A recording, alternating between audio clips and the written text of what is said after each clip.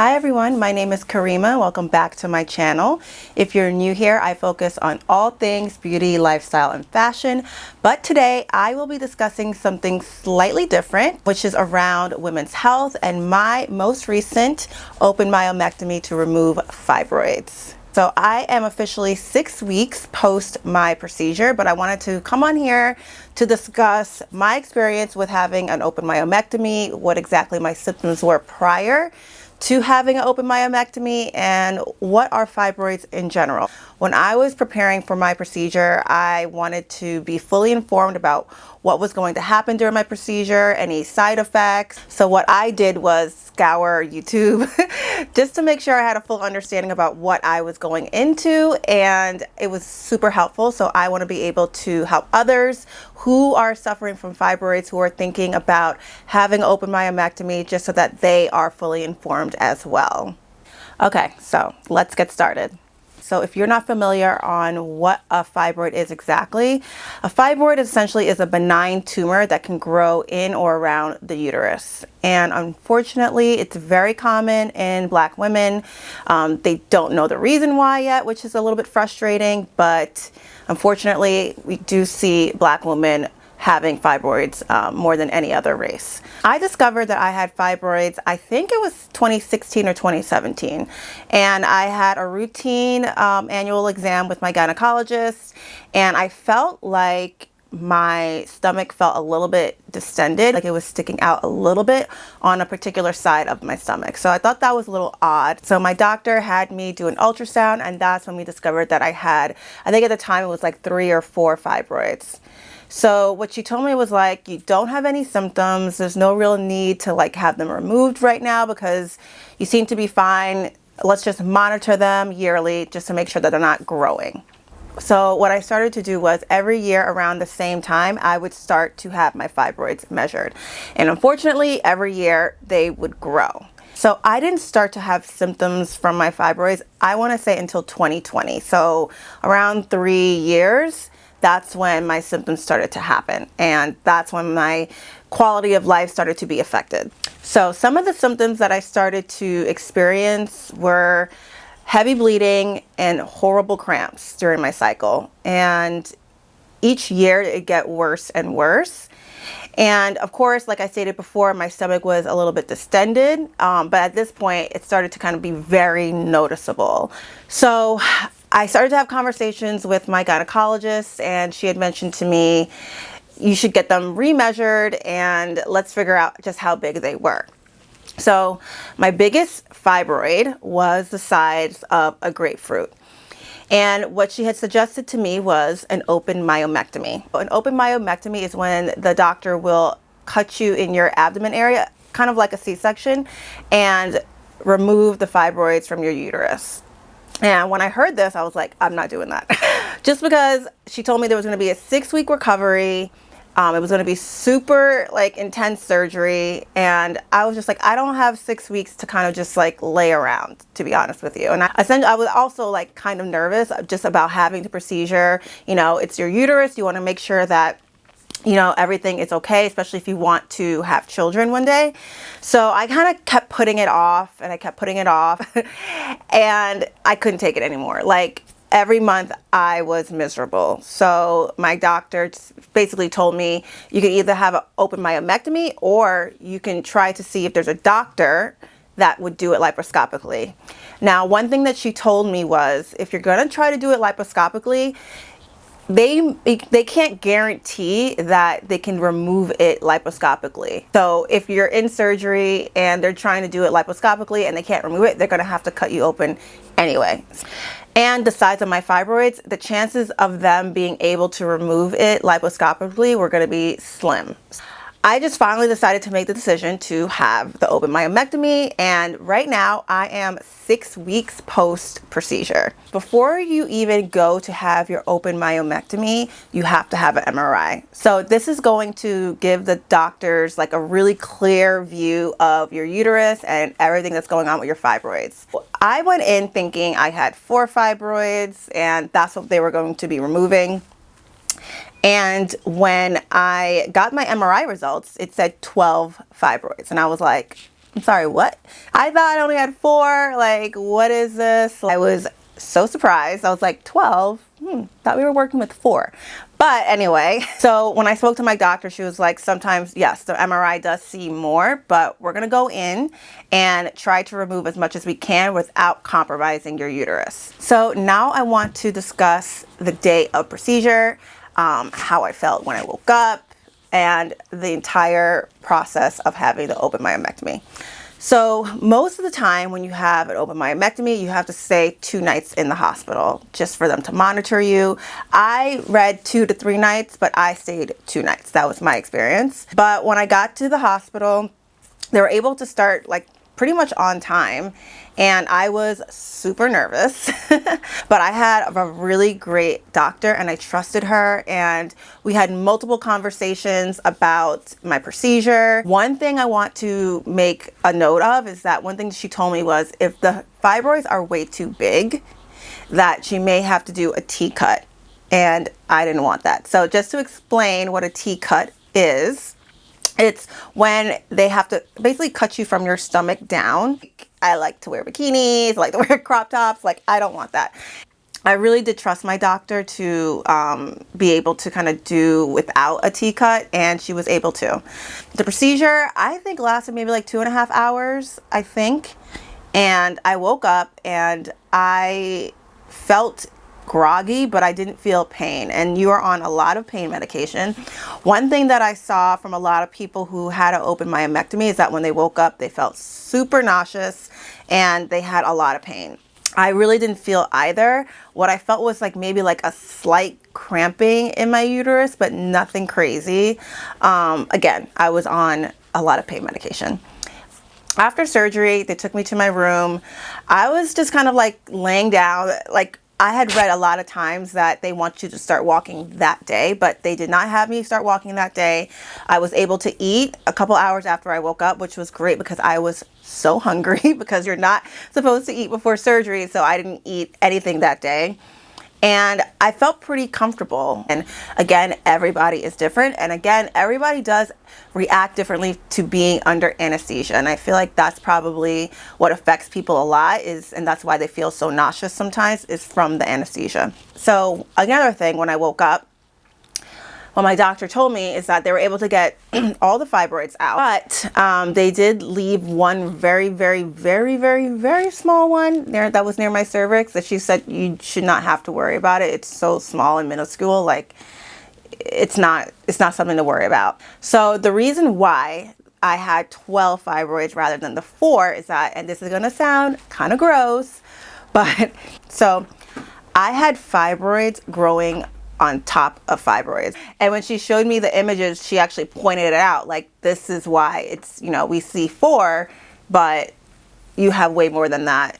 I think on the table in the image there were like 7, but there were like a couple on top of each other. So disgusting. I'm sorry. But that's why and when she showed me the pictures, I'm not going to show my pictures here, but you're going to wonder, like, how were you walking around with this huge benign tumor in you? So the next day, I was able to walk, and they're going to force you to walk because that's just going to help you with your healing process. I was feeling a little bit crampy, but I was, again, still taking, like, I think they were giving me like Advil and Tylenol and a bunch of other stuff. So I really did feel fine. And I was also on iron supplements, which I'm actually still on. So when they remove your fibroid, the fibroid is like essentially like almost like a blood source. It's like fed by blood, which is kind of gross. But when they remove it, patients lose a lot of blood, which is sometimes they'll need a blood transfusion. You'd hear that. But I didn't need a blood transfusion. So they saw a little bit difference in my blood. So they had me start to take iron supplements when I was in the hospital. So I was able to go home the second day, which I was super happy about. But they did remind me of some things I had to be very mindful of post-surgery. 1, no exercising, no picking up anything heavy. She even said, don't even pick up your pet. Like, you have to be very mindful of what you're lifting, because you're using your abdomen to lift everything. And my stomach did feel very swollen. Like my whole stomach was numb. I went home with like, I thought I was gonna go home with like really like hardcore pain medication, but I was just on 3 Advils and 3 Tylenols every 3 hours. I'm probably saying that wrong, so ask your doctor. But I was taking essentially Tylenol and Advil. The first week was fine. It's just hard to move around, obviously. Like, but again, they don't want you just laying in bed all day. So when I was recovering, I made sure to be walking around. I made sure to like be making meals for myself, and of course asking for help when I needed it. But I did want to make sure that I was active. My overall recovery was fine. I feel really happy with my recovery. Like, and I know the question that a lot of you may have, and I know that I had, was like, what difference did I feel in my cycle pre-surgery versus post-surgery? So I actually had my first period after my surgery, like a week after, because that was when my period was supposed to come. And my doctor had told me that my period may be delayed due to the anesthesia and the surgery, but it came right on time. And that period wasn't like amazing. Like, I didn't feel like a huge difference. Like, I was still a little bit cramping, which made me very nervous. I was like, oh my God, did I go through all this and I'm still experiencing cramps? Then I saw a lot of you on YouTube express the same thing, that like your first period post surgery, you didn't see like this drastic difference, and I didn't. And what I did have was like the worst migraine of all time. Like, I had one of the worst migraines, like, and it was only on the left side. And I saw someone else on social media say the same thing, that like her first period post surgery, she had the worst migraine and it was only on her left side. So at least from that, I knew that I was like on the right track with my recovery. Now, the second period that I had post surgery was A1. It was wonderful. Like, after years of horrible cramping, like bleeding like crazy during my cycle, to experience such like just like a lighter, less painful period, like, was amazing. And I think it only lasted like 3.5 days. And I saw a lot of people say that too, that their periods felt shorter after the open myomectomy. So I'm definitely very happy with the result, and even the way that I look in terms of my stomach, it's a lot flatter. I'm so happy, like, from a visual perspective, of how this surgery turned out. Now, when it comes to my scar, so my open myomectomy scar is not bad at all. Like, I can barely see it. It's just like very flat, like it's like a line. You can, honestly, I'm very happy with the way it looks. So in order to prevent keloids or like any like dark marks, I am still using keloid cream, and that has been great. I can put a link to it below. And also I use silicone tape to basically make sure that the scar remains flat, and I'm still using that 6 weeks post surgery. I'm still using that tape.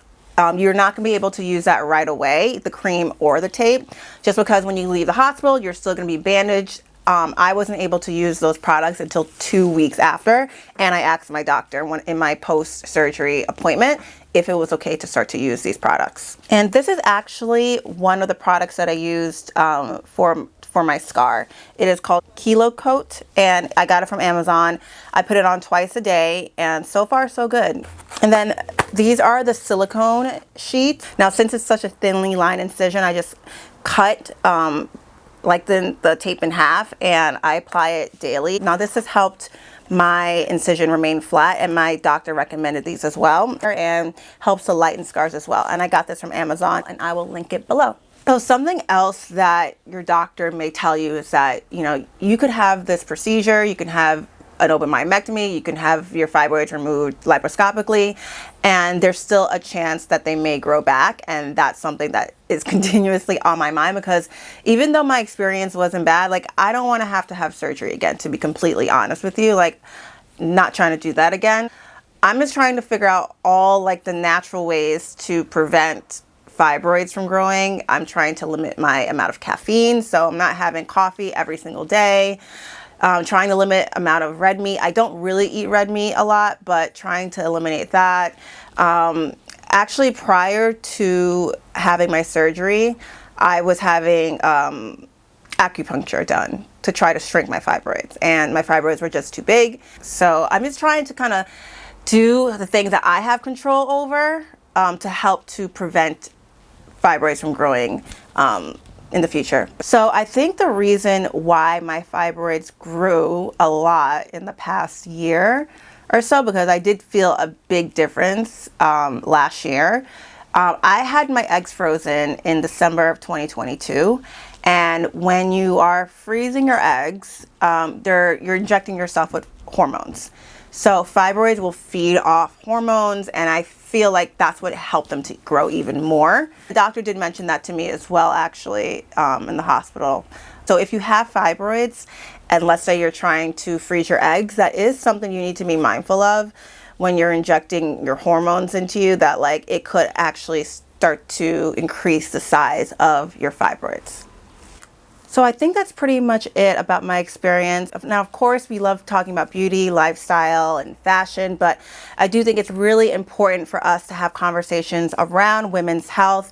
And I know when I was going into my experience, there were a lot of women on YouTube who I watched and learned about what they went through to kind of help prepare me. So I think it's really important as women, we continue to kind of share about different experiences we have around our health. I do think it's very important as women that we continue to knowledge share about different women health issues, and fibroids is one that continues to kind of plague us, especially women of color. So I definitely wanted to come on here and share my experience, and hopefully this helps someone as they go into navigating their experiences with fibroids. And please feel free to reach out to me if you have any questions at all. Reach out in the comments. I'm happy to answer any questions about pre-surgery or post-surgery or my experience in terms of like preparing for my surgery. I'm happy to answer any questions that any of you may have. Before my surgery, I went down a YouTube rabbit hole, and what's wonderful is that there's a great women on here that share their experience. It really helped me to be able to mentally prepare for what I was going to experience with having an open myomectomy. Thank you guys so much for watching, and I hope to chat with you guys soon.